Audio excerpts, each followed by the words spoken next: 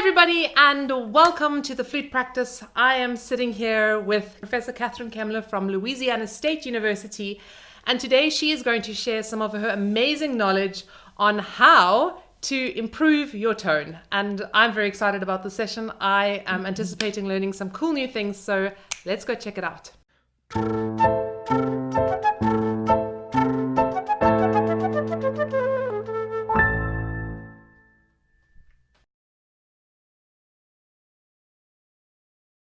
The first thing I'd like to share is an exercise that I learned a long time ago from my flute professor, Robert Willoughby at Oberlin.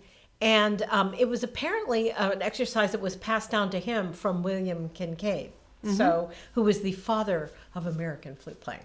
But anyway, so I was having a lot of problems just getting my tone to speak in the low register. And I think a lot of flutists share that problem.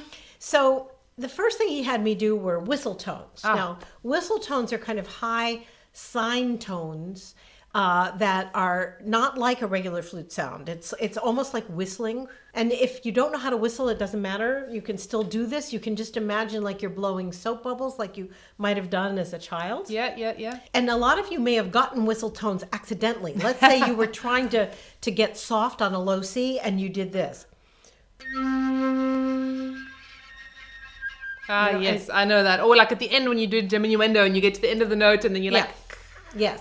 And that sound, when that happens, it's just your flute is signaling to you that the air is too high. But anyway, for this exercise, and whistle tones are good because there's also, in contemporary techniques, you're asked to be able to do this a lot.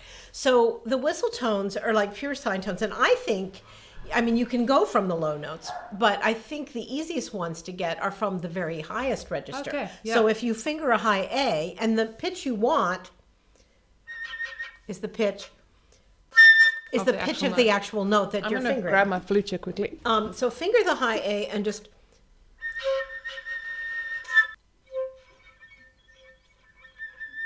Very good. Of course, you have some experience with this. I do. Now, but did you notice that sometimes you were getting this sound? Yeah.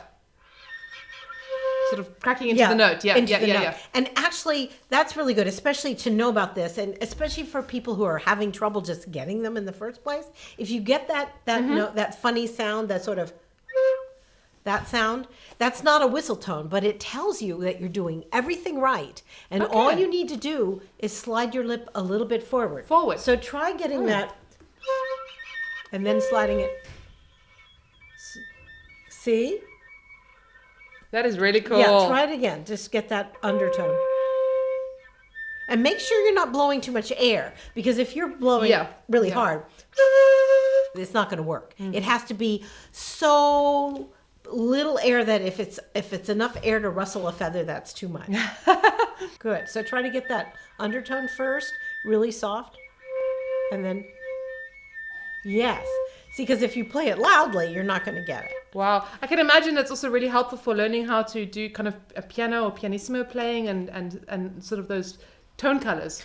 Yeah, and what it's really good though is it relaxes your embouchure, because most people, no matter how long or short a time they've been playing the flute, they put the flute to their lips and zing, it goes into the flute mouth. Besides the business of if you get a sound like, and then you push your lower lip forward, you get the whistle tone. But let's say you're having the opposite problem. Let's say you get a sound like that. I call it the sound like the west wind. So if you get a sound like that, it means you're doing everything right. You just that your air is a little too high. And if you pull your lower lip back a little bit. Isn't that cool? That is really cool. Because then it just helps you. Some people who've never been able to get whistle tones, and they say, oh, Dr. Kemler, I just can't get this. If I kind of go from these other sounds, sometimes that helps them to find it. All right, so once you get it on the high A, then to do this exercise, you kind of start coming down chromatically. Oh, my word.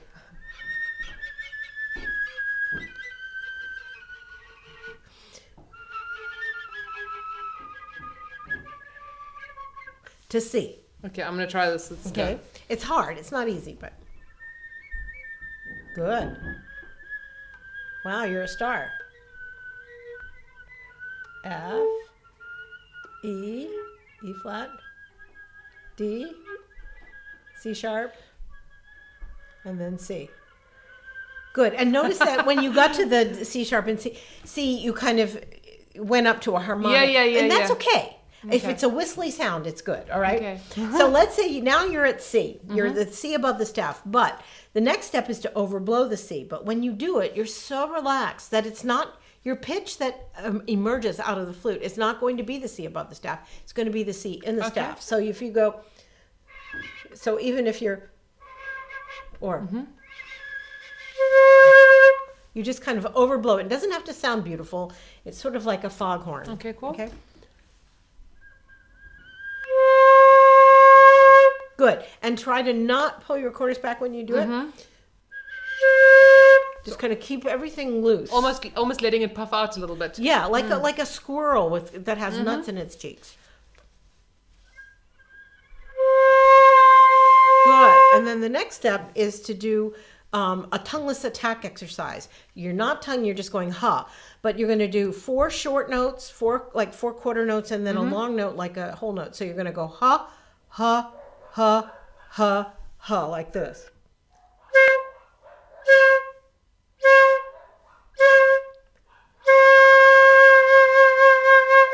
And if you want to, you can add some vibrato on the last note.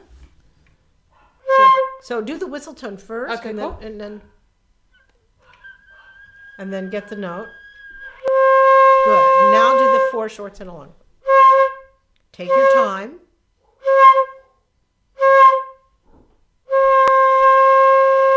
Okay, and what you're trying to do is, as I said, we're not going for real refined flute tone yet. We're just trying to get some sound. So when you're hitting the right spot on the back wall of the lip plate, and it'll be pretty far down for this, and it'll get lower and lower as we go lower, but will not only kind of sound good in a kind of foghorn kind of way, but it's going to feel good. Okay, cool. I love doing this, especially if something's happened and I haven't been able to practice. Maybe I was sick or I was so busy, hadn't had to practice, and I pick up the flute. It's like, what's this? Yeah. And so if I've just be very relaxed and just allow the cheeks to puff a little bit, but still try to focus the air into the right place on the back I think wall. what I love about this exercise is it's for those of you who, I know a lot of you guys, you're coming back to playing the flute after 30, 40 years sometimes. And one of the biggest things that I've seen is that you kind of put too much pressure on yourself to create a good sound straight away, and to actually start like this, where you're taking the pressure off and you're actually just allowing that. It's fantastic. Getting the natural sound. Yeah, so let's try. Then the next step is to do it on B natural. So just a whistle tone first, and then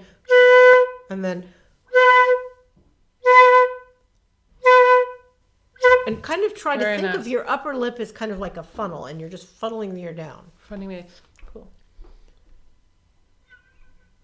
Good. That's enough whistle. And I'll just go. Okay, that's okay. And then just good. And roll the flute out a little bit. There we go. Now, there we go. See, that gives you a better angle on the back wall. I love the funneling of the upper lip. That's very helpful. And my teacher always, Robert Willoughby, was so funny because he looked like a flute a little bit, And when he did this exercise, he always looked like he was smelling something that smelled bad. He would kind of go like this. I'll do it on a B flat. It's like it was a little bit like that. So that's how it really helped me, because I had a little bit of a Cupid's bow. I was trying to get rid of it. And so by learning to lift it was interesting. Super. Cool. Yeah. And so you do that. And you notice how I made you turn out a little bit, because that's a real problem sometimes with flautists, is that we roll our flutes in a little bit too much. Because for up close, that sounds pretty good. It sounds good when our ear, but out there, your tone will project more if you actually. I think if you think roll out and aim for your elbow, use this funnel to get the air down. Down, yeah. Try it on a B flat. Good. when you do the long one, just puff your cheeks and do vibrato. Let the cheeks wiggle. Yeah, but not the lip. You were kind of letting. There you go. Yeah. You see, and then that helps. And then when you get down to the low notes, you can really kind of go for it. But the problem is when you're up here, the notes are very responsive. Yeah. When you get down here, it's sort of like, please come out. Please, so we have to kind of. It's more like, instead of ha, it's more like whoa, whoa, because you're kind of just coaxing them out. Okay, I'm going to try E. Okay, try E. That's a good one. Okay, do the whistle tone first. Oh, yeah. Good. Roll out a little more. Good. Very good. And then a long one. Yeah. Sorry, I'm jumping ahead here, but it's just so cool. It's such an amazing exercise for just really experiencing what's happening, the air direction, the feeling of everything. That's really cool. That's great. Sorry for you. That's okay. Didn't finish the exercise, but it's just yeah. But I really think if you do this exercise every day, you will hear a lot of good things, especially in your low register. And as I said before, most flutists have some anxiety about their low notes at times, at some time in their lives they do. Yeah. Oh yes. And even if you're a professional, sometimes we have a bad tone day or something, and it just doesn't want to work. Yeah, it doesn't want to work. So you this is a good way to kind of go back. You have some other really lovely kind of ideas for high notes and low notes, and how to kind of approach that with your body as well. Yes. Something I learned from DeBost was that when you're going up into the high register, you should think down. And and I don't know if I got this from DeBost or from body mapping or whatever, but when you go down, you should think up, because, some of these low notes, if you're, going down into them, but if you suddenly the world opens up. Yeah, I mean, never mind that you're just turning in too much, which is a low note killer. Killer. Kiss of death. Kiss of death. Kiss of death, that's the one. For the low notes. Okay, so, and I asked DeBost how he got this idea, and he said that about thinking down when you're going up for high notes. And he said it was because when his wife, Kathy Chastain, who's also a flautist, got pregnant, that her tone improved a lot. And he thought it was when she was great with child, and he felt that it was because her center of gravity was lower. So his whole idea of that when you're whipping up to a high note, whether it's in a scale, that it's really good to lower your center of gravity. So I'm going to stand up first to show you how this works. And he would sometimes have people go in a chair where you're like a B flat major scale. And actually sit in the chair, and it suddenly becomes easier. You can also do it the other way, because even though I'm standing up instead of going down, my center of gravity is lower because I have to engage my leg muscles in order to get up. Or just,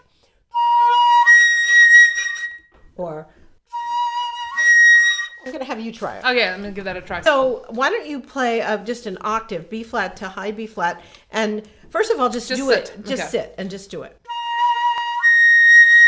Good. All right, now stand up. How did that feel? Much more effortless. Good. Now do it and sit. This time, start standing, and then sit. Yeah. I sort of like the standing up one better, but obviously you can't do that on stage. What are you going to do? Have a chair there all the time? So what you can do is when you're playing and you're standing in a concert, and you have to go up for a high note. I always, first of all, I imagine someone under the floor grabbing me by the ankles and pulling me down. But I just, really enjoy my high notes because I kind of allow my hips to go back a little bit, and I might do it a lot if I'm worried about the note, or I might just do a little. It just depends on how much I need. Sometimes just from having practiced it that way, you can kind of internalize what that feels like. Yeah. So another one is with high notes is to make sure that you've got enough space between your back teeth, because just try to play high B flat with your jaws Clenched. fairly closed, I mean, even a little more open than that. Okay, so even if you have a pretty good one, and then you drop your jaw. Why is mine so... Oh, am I doing the wrong fingerings here? Okay. Yeah, I was doing the wrong fingering. That was a real thing. Okay, so now so start the way you normally do, and then drop your jaw with a lot of vibrato too, because you need that to kind of.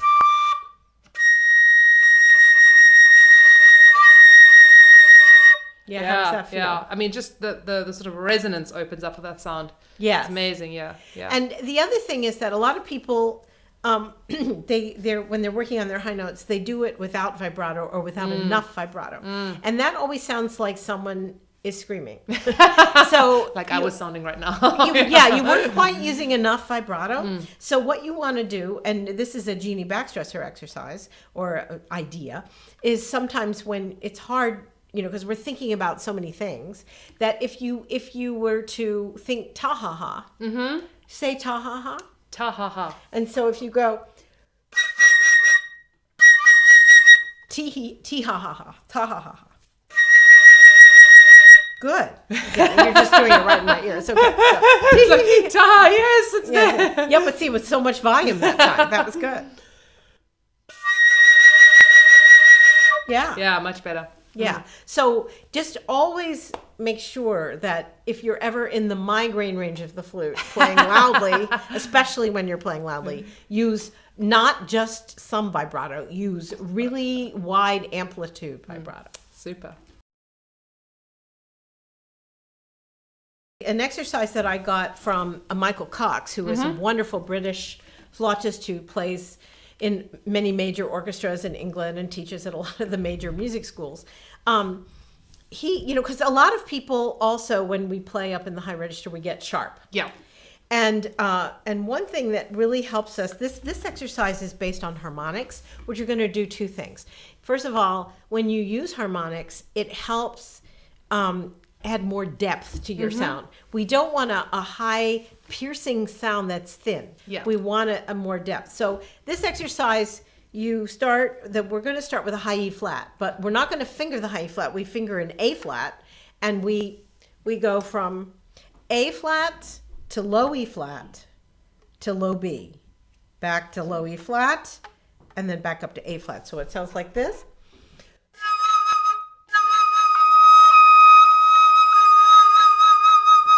And then once you've done that, you try to match you play the regular fingering E flat, and you try to match that magical quality that you get from having all those harmonics in your sound. I'm gonna give that a try. Good. And then E flat, high E flat with the raised fingering, match it. Good. Yeah, I can feel it sort of opens up nicely. And then you just keep going. You keep going. Then it's A, E, C.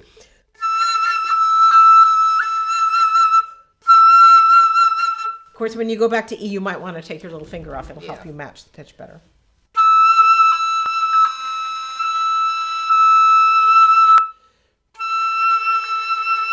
Yeah, and then... Yeah.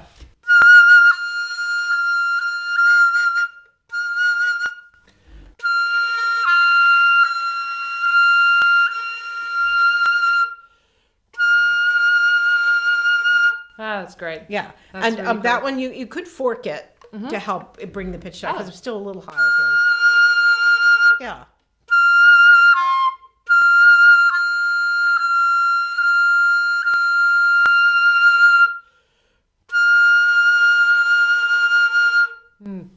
That's great. I like that. Does that?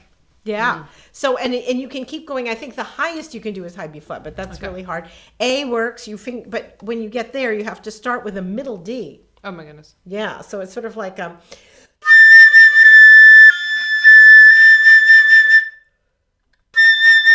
That's get crazy. So I'm not gonna try that. She's one. not going to try that. But anyway, you can take it up to yeah. Cool. Well, great, guys. I think those are some really, really, really, really fun exercises that you can work on your tone with. High register, low register. Thank you so much. You're welcome. Thank you for having me. Yeah, a huge thank you as well to Powell Flutes for sponsoring Yes. this amazing, This is a Powell. amazing teacher to come to Cape Town. Yeah. And that we can all benefit from, and all the students here as well. Happy practicing, everybody. Happy tone practicing, and see you next time.